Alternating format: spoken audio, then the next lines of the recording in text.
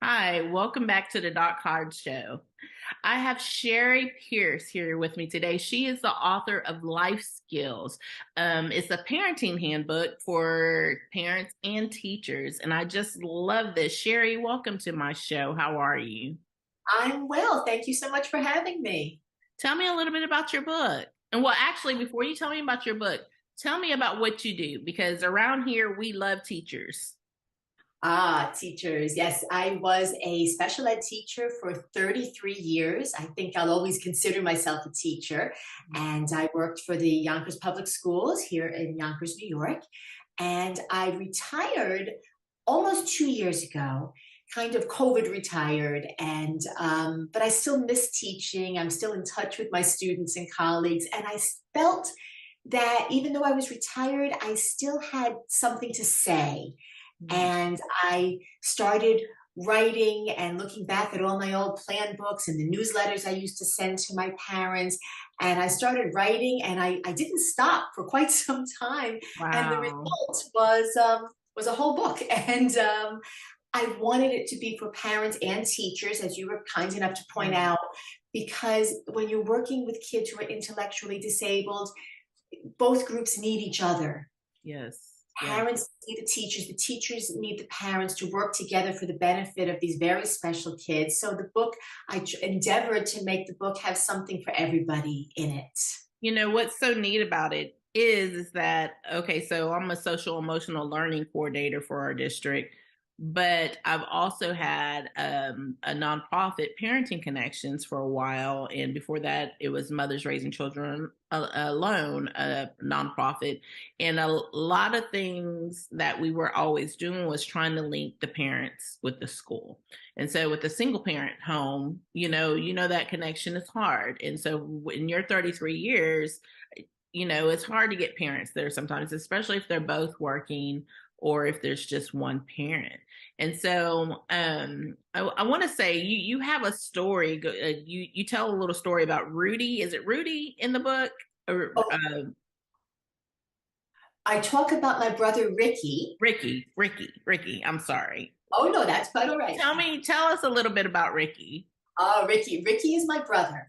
And one of the other reasons that I wrote the book is that I was not only a teacher for special needs kids, but I am the sibling of an adult with special needs, and that is my brother Ricky. We're very close, and we he's the reason I became a special ed teacher. Watching his journey, watching what his teachers did, the wonderful things that his teachers were doing in the classroom for him and for his classmates really inspired me. And Ricky is now 55 years old and living in Massachusetts and getting services from a wonderful organization from the Berkshire County ARC. And I write about that in the book as well, because one of the things that's very difficult to talk about with parents is what to do when their disabled children become adults. Oh, And wow. when they are Wow. no longer able to care for these children, and what that looks like and what that can look like. And I talk about some of the missteps that my family took and how ultimately it ended up with Ricky being in a very good place physically and in other ways. So Ricky pops up in the book quite a bit, and he is quite thrilled about that, actually. Do you ever get to Texas any? I have never been to the great state of Texas, It's not a yet. great state. And so with your book, and I was looking over and looking at the table of contents and everything. What is your favorite chapter? Oh gosh. I have, each chapter is, has a part of me in it. Can we see it? Can we take a look at your book? Oh, of course. Yes, it's Right. bright, it's happy. I like the idea to get across that this is it's not a clinical book. It's not about brain chemistry. It's not, it's gentle advice. it's just ways for parents and teachers to reach kids in fun ways. There's a lot of humor in there. I don't, and anything that comes from me has to have a little bit of humor in it, because that's how we take care of situations and get through situations. And one of I have so many chapters that I love here, but one of them is about processing, because I thought that was a chapter that parents and teachers could benefit from. Mhm. And it's something I've seen over the years in so many kids. When you talk to a child and say, Johnny, can you get your jacket? And when Johnny doesn't respond right away, everybody is trying to be helpful and jump in with, Johnny, did you hear what Mrs. Pierce said? She said to get your jacket. Are you focusing? Look at me. I need you to focus. What did she say? And poor Johnny's head is spinning. And I Right. talk about just giving 5 seconds, which can seem like forever to people who talk quickly, like myself, to just stop and see if there's a processing issue go on. And sometimes you discover that it is just that Johnny needs a little more time to process. And when you make that discovery, it opens up all kinds of other doors as to what Johnny can really do if you just make little adjustments. And in lots of ways, just making small adjustments for your child or your student makes a Yeah. world of difference. And I think sometimes where teachers get frustrated, having been on both sides, being in the classroom, been assistant principal, then now at the district level, is that we think that all students are the same, and then we have those students that actually need that time to process. And so, in leadership, I've learned not to answer questions too quickly. So, because sometimes the answer is wrong. And so, having, I have to have time to process. And Yeah. so I have to have time to process what's going on in the situation to be able to see it, um, a world, around. And so, as the sibling of someone that had special needs, tell me a little bit about what you learned, but in that sibling stage. I learned a few things. I learned, first of all, that siblings of children with special needs also need support, because having a child with special needs in the family changes the dynamic a great deal. And you need the cooperation of everybody. In the book, a lot of times I'll say, everybody can help the child do X, Y, or Z, and that includes siblings and other members of the family. And growing up with Ricky, we're only 18 months apart. But Okay. because of his disabilities, I think sometimes I took on more of a parental role with him, which sometimes was great, and sometimes he probably didn't appreciate quite so much. But Did when we that played, did that did that put a lot of stress on you? Having to be sometimes the adult, having to be the adult in that relationship with your brother? certainly it did sometimes, not always, but I remember as a little girl, my mom always saying, keep an eye on Ricky. Or if I'd said to her, Ricky did such and such, well, he doesn't know any better, but you know better. And sometimes that creates a little bit of resentment or confusion.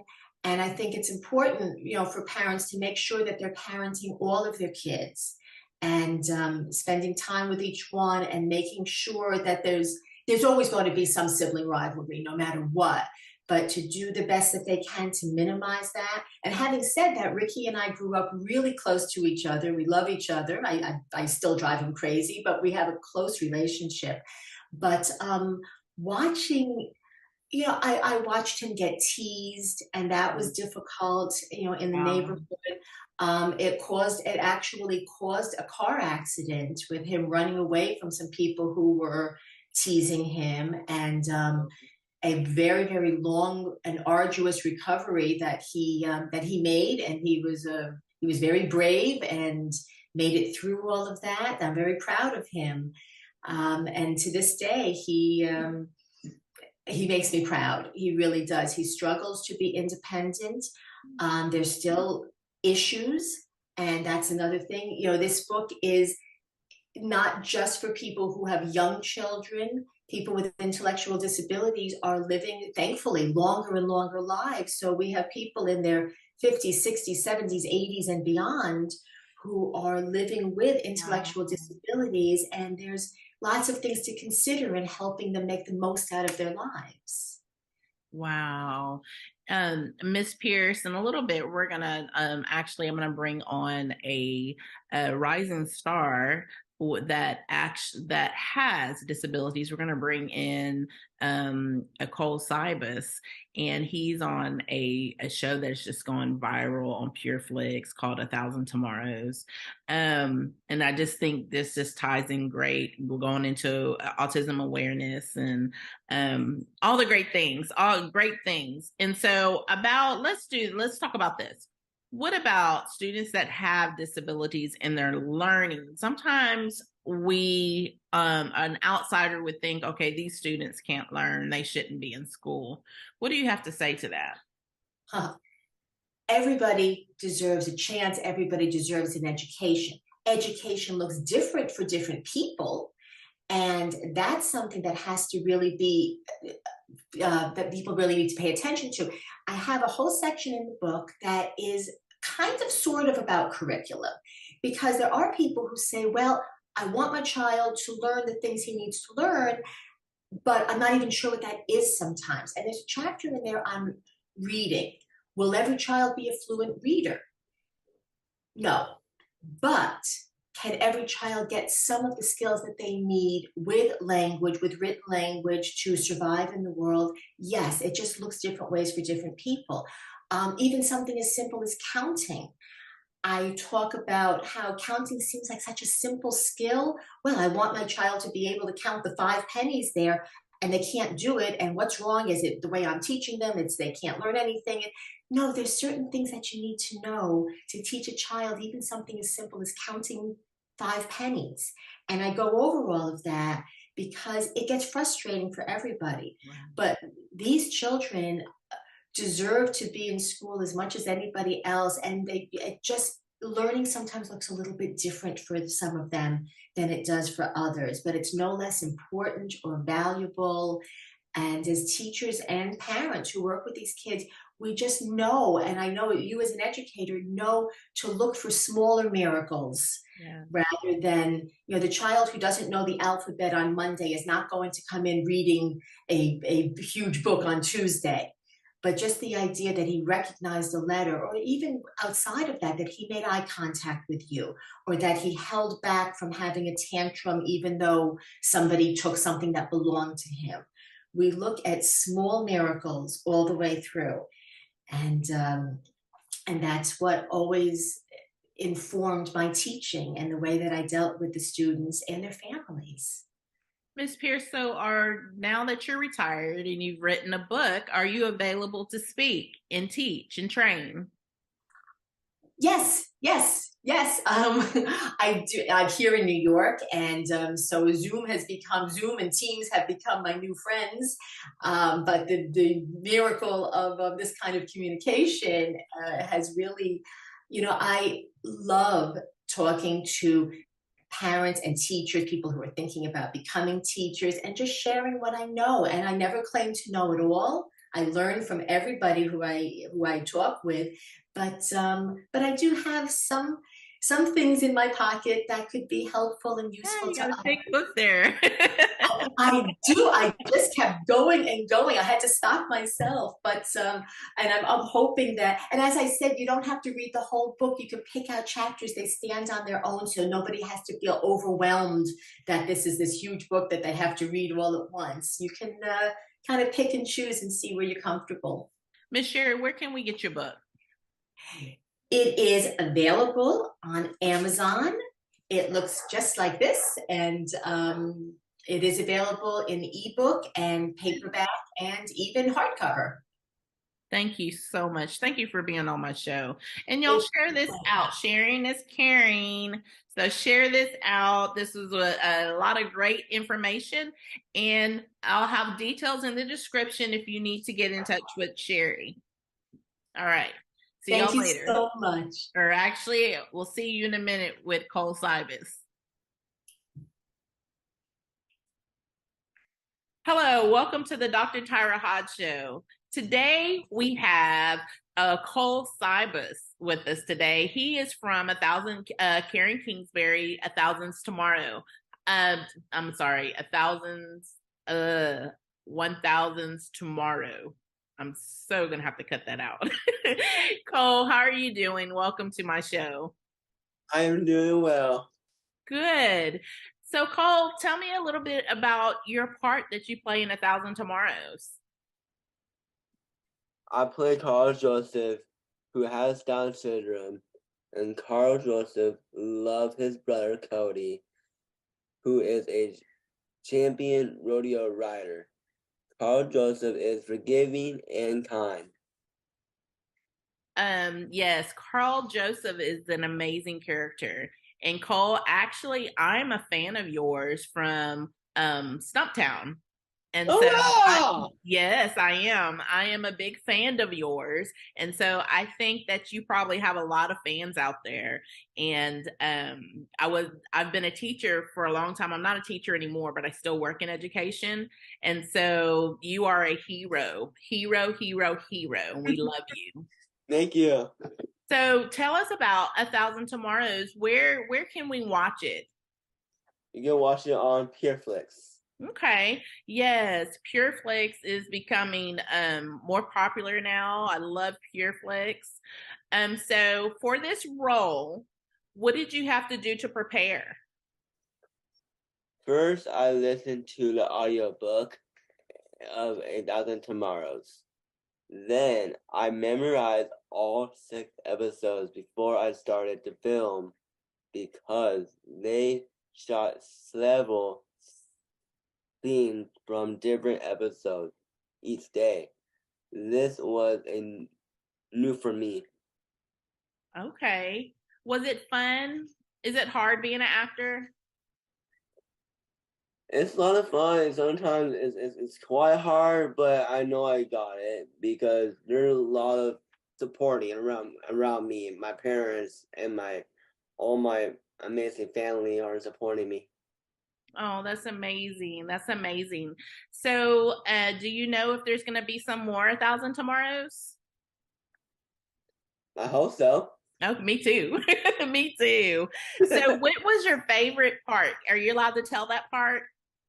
My favorite part about it probably meeting new people and Okay. also mostly learning from each cast member what they are interested in their Christian life. So, I do have one more question for you. What do you hope viewers take away from the series? I would like them to learn about God's love, forgiveness, and healing. Amen. Amen. Cole, thank you so much for being on my show. I'm so proud of you. And the next time you see me, I'm probably going to have a t-shirt that says Cole Cybus. Like I'm gonna have a big old head of Cole right here on my t-shirt.